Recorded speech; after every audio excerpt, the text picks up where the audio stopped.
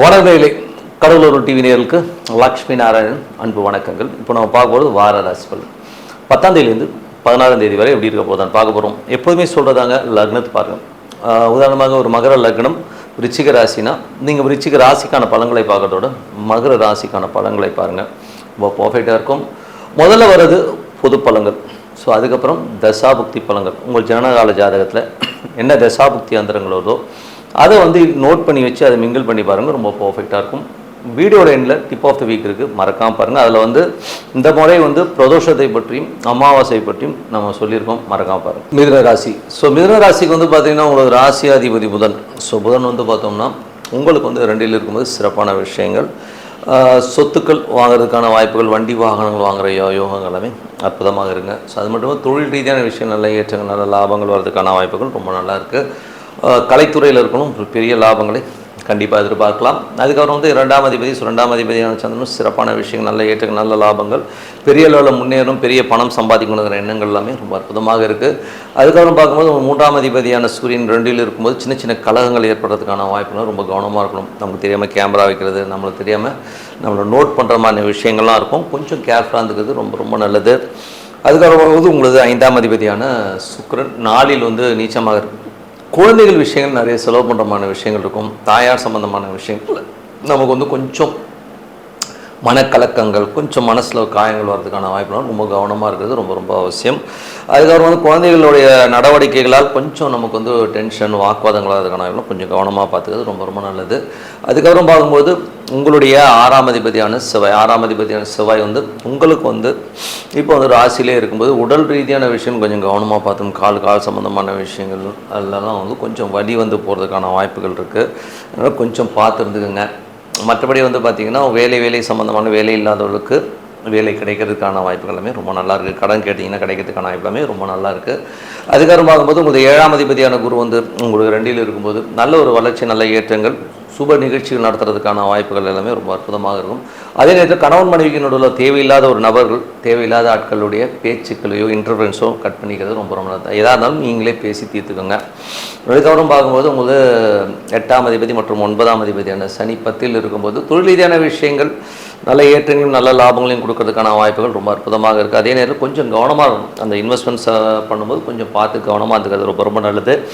மற்றபடி உங்களது 10ஆம் அதிபதி உங்களுக்கு 2ல் இருக்கும்போது தொழில் ரீதியான விஷயம், நல்ல பெரிய முன்னேற்றங்கள், பெரிய லாபங்கள் வர்றதுக்கான வாய்ப்புகள் இருக்குது, எல்லாமே ரொம்ப சிறப்பு தான். 11ஆம் அதிபதியான செவ்வாய் உங்களுக்கு இப்போது ராசியிலே இருக்கும்போது நல்ல லாபங்கள், நல்ல ஏற்றங்கள் வர்றதுக்கான வாய்ப்புகள் ரொம்ப நல்லாயிருக்கும். அதே நேரத்தில் ஒரு 6ஆம் அதிபதி என்பது கால் வலி, கால் பெயின், இந்த மாதிரி விஷயங்கள்லாம் வர்றதுக்கான வாய்ப்புகள் கொஞ்சம் கவனமாக பார்த்துக்கிறது ரொம்ப ரொம்ப நல்லதுங்க.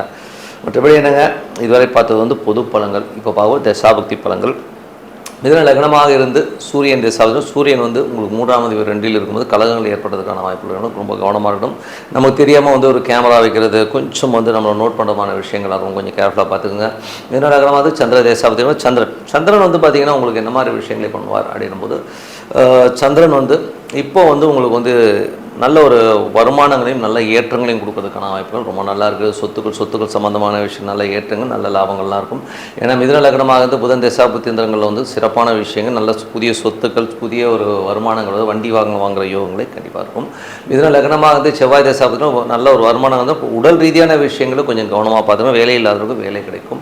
மிதுன லக்னமாக ராகு தசாபுத்திரம் நல்ல பயணங்களால் நல்ல லாபங்கள், நல்ல ஒரு வெளிநாடு இவர் பிரயாணங்களாக பெரிய லாபங்கள் வர்றதுக்கான வாய்ப்புகள் எல்லாமே ரொம்ப அற்புதமாக இருக்குது. வேலை விஷயமாக நிறைய பிரயாணங்கள் இருக்கும்.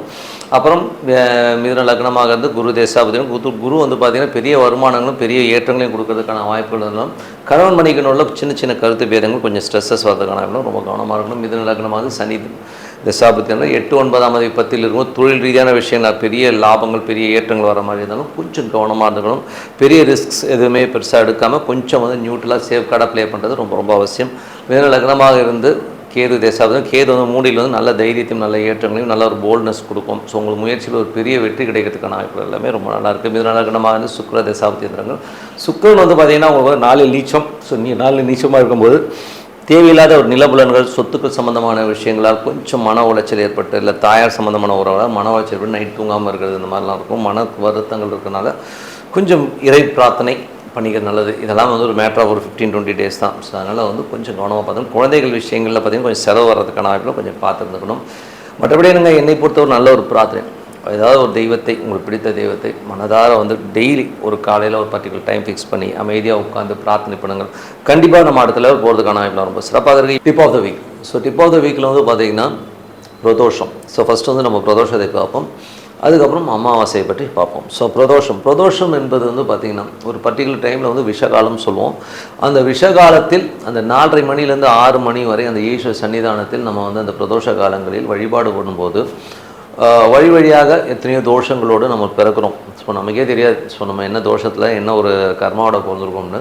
இந்த பிரதோஷ காலங்களில் வந்து அந்த ஈஸ்வர சன்னிதானத்திலேருந்து அமர்ந்து அந்த ஈஸ்வரனை வழிபாடு அந்த பர்டிகுலர் டைமில் இருக்கும்பொழுது அற்புதமான பலங்கள், உங்கள் தோஷங்கள் நிவர்த்தி ஆகும். ஸோ இதுக்கு வந்து ஒரு சின்ன உதாரணம் சொல்லணும்னா, எனக்கு தெரிஞ்ச ஒரு நண்பர் நிறைய கடன்னா கார்ட்ஸ் வச்சு நிறைய ஸ்வைப் பண்ணிட்டார். ஸோ ஸ்வைப் பண்ணும்போது கொஞ்சம் நம்ம பணம் இல்லைன்னும் போது நிறைய ஸ்வைப் பண்ணிட்டார். நடுவில் கொஞ்சம் வேலை இல்லாதவர் இன்னும் அந்த அமௌண்ட் அதிகமாகிடுச்சு. ஸோ ஒரு பர்டிகுலர் டைம் வரும் வந்து பார்த்திங்கன்னா அவரால் வந்து வேலைக்கு போகிறதே வந்து கடன் கட்டுறதுக்காக, அந்த கார்டுக்கு கடன் கட்டுறதுக்காக மட்டுமே வந்து ஒரு வேலைக்கு போவார். ஸோ அந்த மாதிரி ஒரு சூழ்நிலையில் அவர் தள்ளப்பட்டார். ஆனால் அந்த மனுஷன் வந்து இதுலேருந்து வெளியில் வரணுன்றதுக்காக ஒரு பிரதோஷமும் மிஸ் பண்ணாமல் எல்லா பிரதோஷமும் அட்டன் பண்ண ஆரம்பித்தார். ஒரு பர்டிகுலர் டைமில் வந்து என்ன ஆச்சுன்னா, இது வந்து வீட்டுக்கு தெரிய ஆரம்பிச்சிது. ஸோ இது வந்து வெளியிலேயே தெரியாமல் ஒரு சீக்ரெட்டாக வந்து இந்த பணத்தை கட்டிகிட்டு இருந்தார். அது தெரிஞ்சவொன்னே அதுக்கப்புறம் அவங்களுடைய பசங்க வந்து அதுக்கு பே பண்ணி எல்லாமே ஃப்ரீ பண்ணி கடைசியில் வந்து இன்றைக்கி நிம்மதியாக இருக்கார். இந்த பிரதோஷத்துக்கு இன்றைக்கும் விட மாட்டார். அவர் சொல்லுவார், எப்பா எவ்வளோ பெரிய பிரச்சனைலேருந்து எல்லோரும் செட்டில்மெண்ட் பண்ணிட்டு வெளில வந்தேன்னு சொன்னார். ஏன்னா அவ்வளோ பெயினுங்க. ஒருத்தன் வந்து ஒரு மாதம் ஃபுல்லாக உழைக்கிறது அத்தனையுமே வந்து கொண்டு போய் பேங்க்கு கார்டு கட்டுறது மாதிரி இருந்தால், நான் சொல்கிறதுக்கு ஒரு ரூபா 2 ரூபா ஒரு 30,000 வந்து மாதம் வந்து வெறும் கார்டுக்கு வந்து இன்ட்ரெஸ்ட் மாதிரியே கட்டிட்டு வருவார். எவ்வளோ பெயின்ஃபுல்லான விஷயம் பாருங்கள். ஸோ ஏதோ ஒரு தப்பு நடக்கும்போது அந்த தோஷங்கள்லேருந்து நிவர்த்தி சொல்கிறதுக்கு இந்த பிரதோஷ காலங்கள் ரொம்ப சூப்பராக இருக்கும். அடுத்தது பார்த்திங்கன்னா உங்களுக்கு வந்து இந்த பௌர்ணமி. ஸோ பௌர்ணமி வந்து பார்த்திங்கன்னா அற்புதமான பலன். பௌர்ணமிக்கு வந்து எந்த தேதி ரொம்ப முக்கியமான தேதின்னு சொல்லும் போது அமாவாசையும் பௌர்ணமியும் சொல்லுவோம். ஸோ அதே மாதிரி இப்போ அமாவாசை வருது. ஸோ அமாவாசைக்கு வந்து என்ன மாதிரி விஷயங்கள் பண்ணலாம் அப்படின்போது, நமது மூதாதையர்கள், அமாவாசைனாலே வந்து மூதாதையர்கள் அன்றைக்கி வந்து திதி சூன்யம் வராது. ஸோ அதனால் எல்லா ராசியும் ஃப்ரீயாக இருக்கும். ஸோ அமாவாசையில் வந்து நல்லது பண்ணோம்னா நல்லது பண்ணக்கூடாது. நல்லது வந்து ஒரு புது விஷயத்தை ஸ்டார்ட் பண்ணுறதெல்லாம் வந்து பண்ணக்கூடாது. அமாவாசைக்கு வந்து போட்டிகள் ஏதாச்சும் கலந்துக்கணும், நான் அதுக்கு வந்து ஜெயிக்கணுங்கிற பூஜை புனஸ்காரங்கள் பண்ணணும்னா அதெல்லாம் பண்ணலாம். மற்றபடி வந்து தொழில் ரீதியான விஷயங்களை, புதிய ஒரு வீடு கிரகப்பிரவேசம் நல்லது இன்றைக்கி அமாவாசை பண்ணலான்றதை வந்து தவிர்த்துக்கிறது ரொம்ப ரொம்ப நல்லது.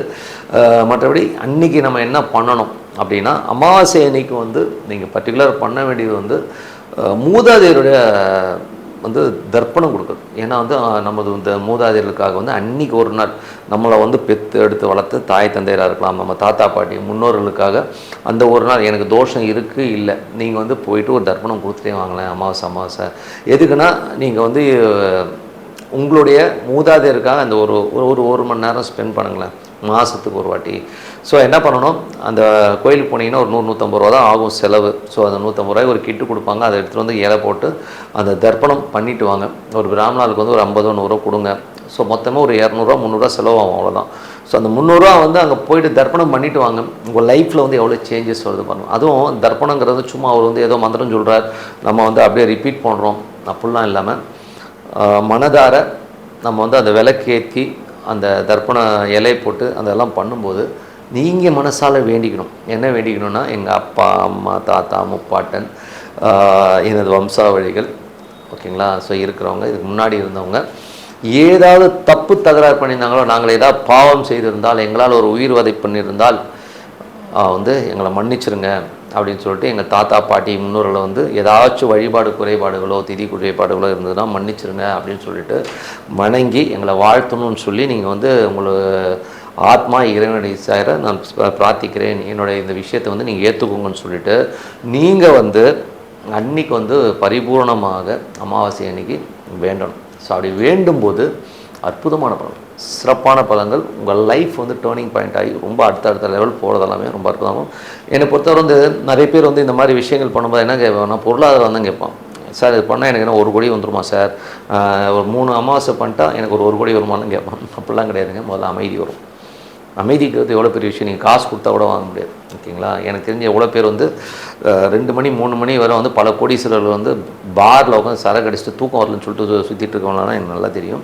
அதனால் அமைதி, சந்தோஷம், உங்கள் குடும்பத்தில் வந்து அமைதியும் சந்தோஷம் நிலவும்னா இந்த மாதிரி விஷயங்கள் பண்ணுங்கன்னு சொல்லிட்டு உங்களிடம் விடைபெறுவது உங்கள் லக்ஷ்மி நாராயணன். நன்றி, வணக்கம். கடவுள் அருள் டிவியை பார்த்தமைக்கு நன்றிகள். மேலும் இது போன்ற தகவல்களை தெரிந்து கொள்ள கடவுள் அருள் டிவியை சப்ஸ்கிரைப் செய்யுங்கள். மறக்காமல் பெல் ஐக்கானை கிளிக் செய்யுங்கள்.